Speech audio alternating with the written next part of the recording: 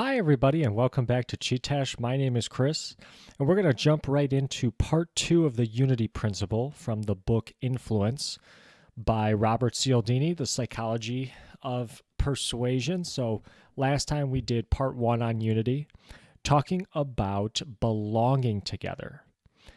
And these two principles of the Unity Principle. What again is the unity principle? A sense of we-ness, a sense of togetherness that is stronger than, hey, this person is like me. It's really defining this person as one of me, as of me. And there are two kind of main ways to do it. The first one is a sense of belonging together. What do I mean by that? That means that you belong together via kinship or via locality. Not necessarily locality, but a location. So you could be blood related, or you can be from the same place, or living in the same place, or have ancestry from the same place, etc. Today, we're going to be talking about acting together. So doing things in concert with each other. Let's go to the first slide. So, when people act unitarily, they become unitized, united, when they do things with each other. So, there's an example of doing like a battle dance before going out into battle. You might have seen the famous example of the New Zealand rugby team where they do a special dance before every match. I mean, think about that. That probably gets you pumped and ready and, feeling the ultimate sense of team in every fashion of the word before going out into the match. And we see in a similar fashion to how when you help people of an in-group and how the self-reward centers of a brain get highly stimulated, almost like you're helping yourself by helping somebody else in your in-group. We see participation in group projects results in similar brain patterns amongst the group members. So when you're all working on the same thing, not only does probably those reward centers light up in your brain, but other brain waves and brain patterns persist amongst the whole group. So you're working in unison, well, it's going to show in your brain patterns as well. So, what does this kind of lead to when you act in unison? Well, it leads to more liking. You tend to see the other person in a more positive light when you are acting in lockstep with them. And the person doesn't even have to be exactly from where you are from. This is the thing about unity. So the part of it is belonging together, and yes, kinship is definitely a part of that, but you don't have to be blood related to be in unison with somebody. So they did a study where you see a person drinking from a glass of water. And the person drinking from a glass of water is of a different race. So they had one group watch while another group watched and actually imitated how the person was drinking from the water. And what they found was the group that just watched tended to have a favoritism for the people that they watched that were of the same race. But when the other group was surveyed, they found that there was no favoritism for the people that they saw drinking the water that were of the same race.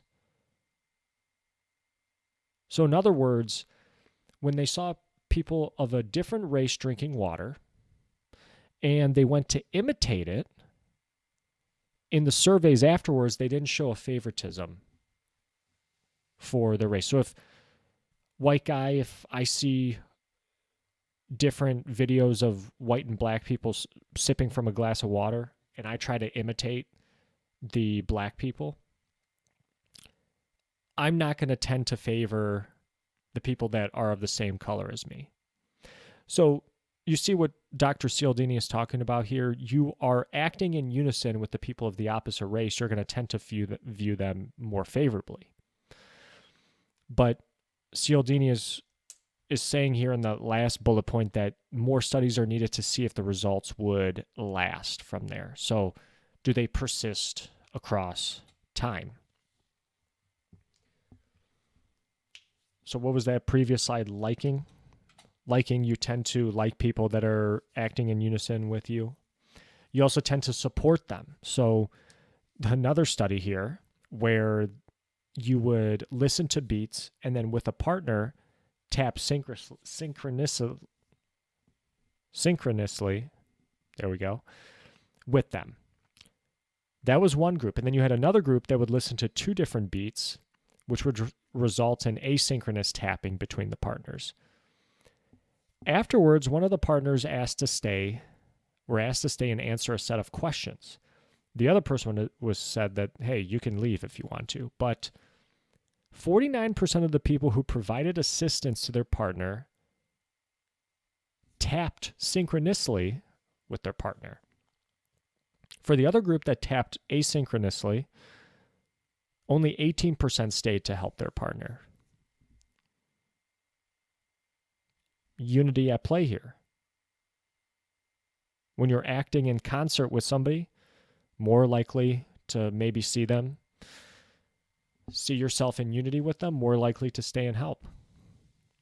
As with another example, think about the military march and marching left, right, left, right. Think about what that does to the unity in that particular group, in that particular troop, what have you. So there was, right here at the last bullet point, 50% more cooperative with those who they walked with in unison and in step.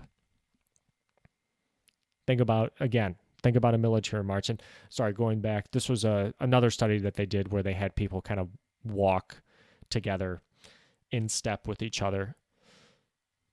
And they found that there was 50% more cooperation with those who walked in unison than those who walked out of unison. Music in the struggle for influence. It's a jingle out there. Reminds me of the movie Jingle All the Way with Arnold Schwarzenegger. Anyway, so you can act together, but walk together. You can also sing together, and the power that music has in bringing people together. So they did a study with German kids who would walk and sing with a partner, and they found that they were 3 times more likely to help out their partner with something when they were singing together. They also found that the help was self-sacrificial, and the help wasn't rooted in rationality at all. So what they mean here in self-sacrificial is that they could have helped themselves by doing something else, but instead they chose to help the person that they walked and sang with. And let me actually go here. It was so the help wasn't rooted in rationality at all. It was spontaneous, intuitive, and based on an emotional sense of connection and naturally accompanies shared musical engagement.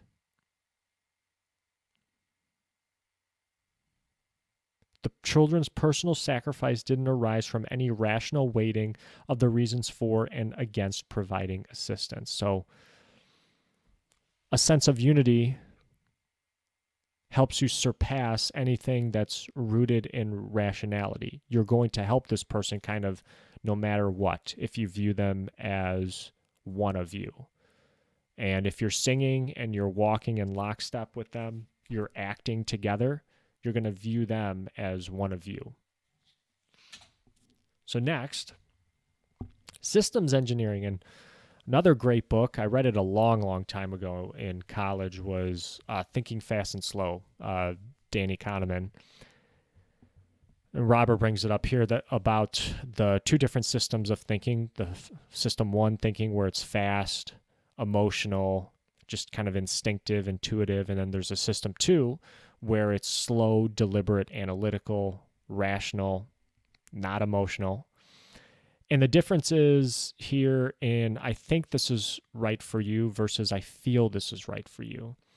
And he kind of gives these two sentences here as like closers on a car sale. You know, if you feel the sale is more due to emotions, you want to use, oh, well, I feel this is the right one for you, versus, you know, if it's something that's taking a long, long time, the person's really, really thinking about it. Hey, I think this is the right one for you. And Robert kind of goes on to reflect on how and why young women are so attracted to musicians.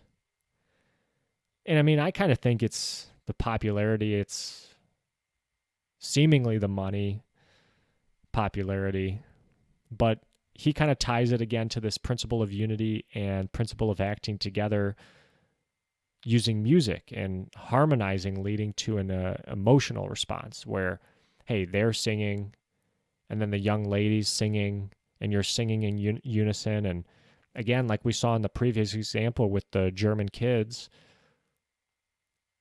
the self-sacrificial help went against all rationality. You were still willing to help the other person. And maybe that is, in this case, against all rationality. Young women throw themselves at these musicians. And then there was this one survey that was done by J. Scott Armstrong where took a look at like over 1,500 TV commercials and found that 87% incorporated music, which makes sense. I feel like almost every commercial I see involves some sort of music. Whether it's like a famous song or like a catchy jingle, you know, it just helps. Again, it helps with sealing the ties of unity, sealing unity, if that makes sense. So, how else can we unify each other if we aren't of the same we group and we don't have a shared kinship? Well, one of the ways is through repeated reciprocal exchange. Overarching themes here, belonging together and acting together. One of the ways we can act together and form unity is through repeated reciprocal exchange. And there was this New York Times article on how to fall in love. And they were talking about how they would have people sit together, read questions to the other person, and wait for their answers, and then the other person would kind of repeat the question back. And what's happening here is you are doing repeated reciprocal exchange. So you're acting in unison with each other. You're asking each other the same question. You're doing the same formula. Ask question, get answer. Get asked a question, give back an answer, and so on and so forth. But what happens here is that the questions get more and more personal as you go on. And the back and forth formula of this little experiment is kind of seen as harmonizing and synchronizing with the other person. And it led to, I guess they were saying it led to like more relationships with the other person. So I thought that was kind of cool. So you can act together through repeated reciprocal exchange, or you can suffer together. You might have heard me say this in part 1. I mean, the self-explanatory Shakespeare quote right there, "For he today that sheds his blood with me shall be my brother." And if you both go through terrible hardships together, you tend to view people as a part of a we group. Think about, I see this in sports, like with playing football. We went through a meat grinder, basically, of a football season together. In a tough sport, you're going to have like an inseparable bond with your football teammates. Same thing, I'm sure, with, you know, wrestling, with hockey. I mean, all sports, basketball, baseball, what have you. He gives an example here of the 2013 Boston Marathon bombing, where those that had direct involvement or were directly affected by it were led to have more fused identities with the city of Boston. And maybe this could have been even with people who were not even from Boston, because I'm sure the Boston Marathon gets a huge crowd for it. Another experiment here, you saw more bonding with people when they were dipping their hands in cold water together versus room temperature water. So suffering through the cold of a cold plunge, you saw more bonding, more of a shared identity. Then there's this example from history with Ireland's Great Potato Famine of 1847, where you saw the Choctaw Native Americans sending money for relief to the Irish. And then the Irish repaid the favor during COVID-19. And the reason the Choctaw Nation, donated that money in the first place was they saw the death of many of their members on the Trail of Tears. I think that was going on at the same time or maybe a little bit before 1847. So they had some sort of memory of that horrific time period, and they saw the Irish going through a similarly terrific time period, and they chose to help them out because there's kind of like a shared identity of suffering there. Like, hey, we both went through something terrible. Let's try to help them out a little bit. Well, it doesn't even have to be from suffering together. You could be creating things together. Building something on your own is viewed as similar to something an expert did. So what Cialdini is talking about here was something they took a look at with managers and their employees, where even when a manager didn't really help at all with like a particular project in this particular company or business, they tended to see the project as their own, even if they didn't have any input in it. And actually, that's kind of what I have on the third bullet point there. Managers who felt they had more involvement in a product viewed it more favorably over those who were more hands-off. So I had it a little backwards there. So the more a manager was involved in a product, the more favorably they viewed it. And then also, managers with the greatest perceived involvement rated themselves as more responsible for the product. But here's the thing. The more self-attribution they gave to themselves, the more they also gave praise and attribution to their employees as well. And here you can see how the co-creation relates to unity, in that, hey, we got this project done. I oversaw it. I'm going to see the project as more favorably. I'm going to see myself as more favorably, but I'm also going to see my employees as more favorable because we were all in this together. And like we were saying with when you help somebody out earlier, the patterns, the areas of your brain light up that are the self-reward centers of your brain. Well, it's because there's now this merging of identities. You've both created something together and made it into existence. Like the last bullet point says there, what the boss does also applies to the employee. So if the boss is feeling good about a product, he thinks that he did a good job on it, he's going to see his employees as also doing a good job on it. Asking for advice is good advice. This is actually something that I've done a little bit at work, where I ask for advice versus asking for an opinion. So opinion would be like, oh, what should I do in this situation? Versus, hey, what would you do in a situation like mine? Kind of like that. And the advice Dr. Cialdini talks about merges you with the person that's asking for the advice, versus opinions, that focus tends to be on yourself. Hey, what should I do in this situation? Or what maybe I got that backwards. Opinion would be like, hey, what would you do in this situation? Because the focus is on you versus, hey, what should I do in this situation? Maybe I'm getting that mixed up, but you guys know what I'm saying, right? The difference between advice and an opinion. I basically at work I started phrasing it a little bit differently when I asked people like for help. I basically kind of asked them, "Hey, if you were in my situation, what would you do?"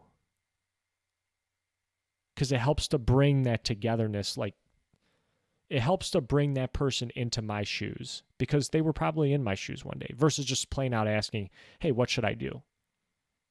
Cuz then you probably get somebody just telling you like not forcefully but like commanding you to do something, like giving you instructions versus seeing them in your shoes. Maybe that's the way to think about this. So they looked at a little experiment here where they were opening up a hypothetical restaurant called Splash, and they were asking for people to provide advice and provide opinions. They found that those who provided advice wanted to actually eat at the restaurant more than those who just offered the opinion. All feedback was rated equally helpful. So there was no bias towards, oh, advice is just way more helpful, so people are going to give way more advice. Well, no, they viewed both as equally weighted, so that really didn't make the difference in this situation.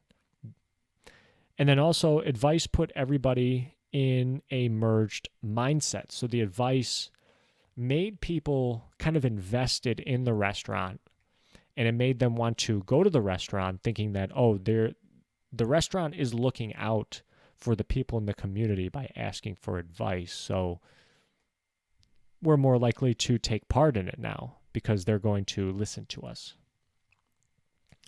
Same thing here. This is kind of what I do at work, asking a boss for advice. And I didn't used to do this because I honestly did think this, because this is what Cialdini writes, is that you have a fear of coming across as incompetent. That's kind of what I thought. But when you ask a boss for advice, again, you're kind of asking them to step in your shoes and knowing that at some point in their life, your boss was in your shoes at some point. So asking a boss for advice kind of merges their identity into your identity and what you're going through. Let me take a swig of water.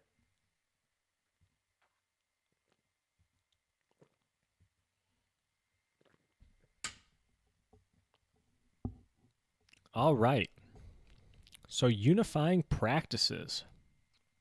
So what can we do? What can we do? What we know about household influences, treating individuals as a family. Treating individuals as a family. So when you invite somebody into your house, the length of time they spend in your house, you're going to tend to increase the likelihood that you're going to view them as family. Also, observations of the caregiving given. So if your family, mother, father, tend to parent your friend or somebody in the household who is not of your family in the same fashion, so they're treated with the same care as if they are one of the kids, well, you're going to tend to view that person as more like you. The unity principle is going to be strong. Action implications here, so long-term residence and family-like experiences. What did I mean by this here? Family-like experience, a guest but not viewed as a guest. Oh, okay, so these are kind of like, if you take the actions above, what are the long-term implications? Okay. So when you treat individuals as a family, they tend to have a longer-term residence. They tend to stick around, but also the guest is not viewed as a guest. They start to even view themselves as part of the family. I think that's what I meant here. They start to help with chores, engage in other family activities, and they're not excluded from the family.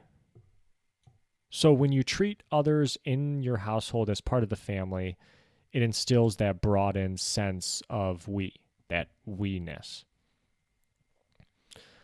Diverse neighborhoods and friendships. So in your neighborhood, when you have different groups of people, how do you really get everybody to view each other as unified? You tend to have, what you could do is have more contact with the other outgroup. That tends to lead to less prejudice, says Robert Cialdini. Cross-group friendships increase future expectations of friendships. Yes. Even in a minority group, they come to view the majority more favorably. Yes. What are the implications of living in a diverse neighborhood? Well, you have something that your kids maybe would look for in a future home. You look out for potential matches at school. You arrange for more cross-group friends. Model the friendship that's close to you. Meet the friend out in public. Share deeply personal info. Okay, so these are kind of ways to, again, instill unity when somebody's from an out-group. So, okay, so and this is assuming like you have a kid, son or daughter. You want to arrange for cross-group friends. You want to arrange to meet those people out in public so people see you with them, and you want to share deeply personal info with them. Kind of like what we saw with the New York Times article and reciprocal exchange leading to more deep and personal questions going back and forth. How about this one? What do we know about types of connections that lead to feelings of unity? And this is where we get to kind of the attentional focus, or the focusing attention, attentional focus, where you want to raise the feelings of unity to the surface level consciousness and keep reminding people of the commonalities that exist versus the differences. One of these ways is by sharing a common enemy. So when you have a common enemy, you drive different groups of people together. But as Dr. Cialdini talks about, this feeling does not really last for a long time. So you got to find another further principle of unity to drive home the concept of we-ness. Prejudice and discrimination stems from dehumanizing a group of people. This is kind of something that I said earlier in part 1, where you view an out-group as almost not human.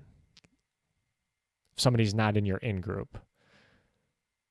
But reminding yourself that, hey, we're all human, we all laugh and cry at the same things, then all of a sudden that hatred is going to start to go away. They actually were out, I don't know where it was, they were out on the streets reminding Palestinians and Jews that this is like in Israel, Palestinians and Israelis, that, hey, the other group tended to find the same jokes funny as they were telling them in the present. So I think what they would do is like tell jokes to Palestinians on the street and then say, oh yeah, Israelis found this same joke funny, tending to kind of like break down the barriers a little bit. I'm kind of generalizing it from the book, but that was kind of like the general feeling of what they were trying to do, instill that, again, that principle of unity. And just taking the perspective of others. Again, we all have emotions, and we all go through those emotions, and it's what makes us human.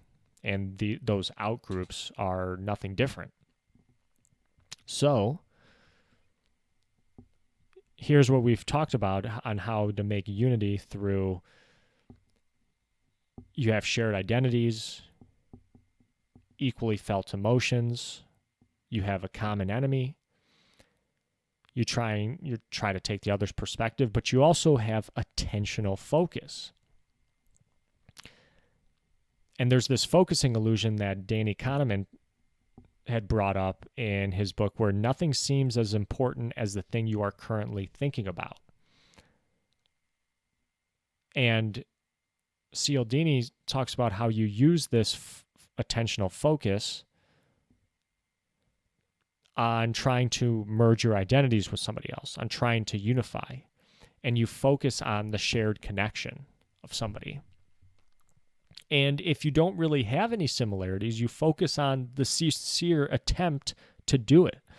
So if you don't have any shared similarities with somebody, kinship, locality, etc., at least you could focus on the fact that you are trying to make the connection. And that could make the unity between you and somebody else stronger. Opens it up for a compliance request that, hey, at least they're trying, and okay, I'll comply. Something like that. In this section too, this was also where we talked about, Robert talked about the evolutionary pressures of in-group survival, and you basically are acting to propagate your group's continuous survival.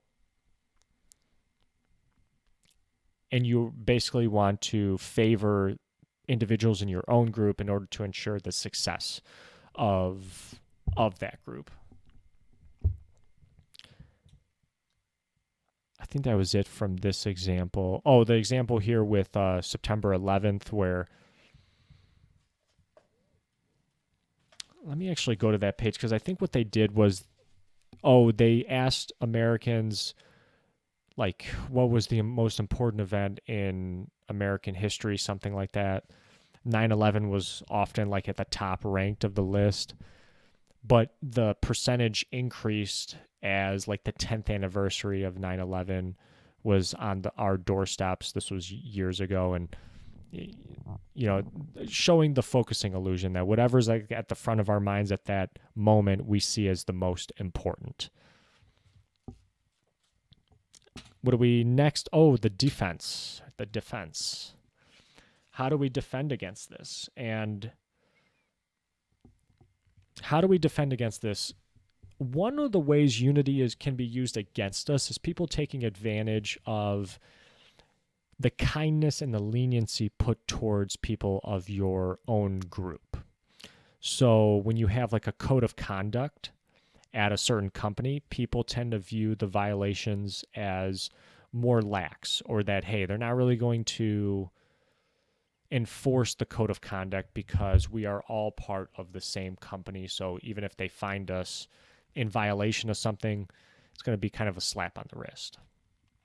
So this is what happens, and when unions take the side of their members in every single case, even if it's like the worst of the worst cases, or like even when the Catholic Church went through their issues and they are going on protecting those people that are doing those bad things.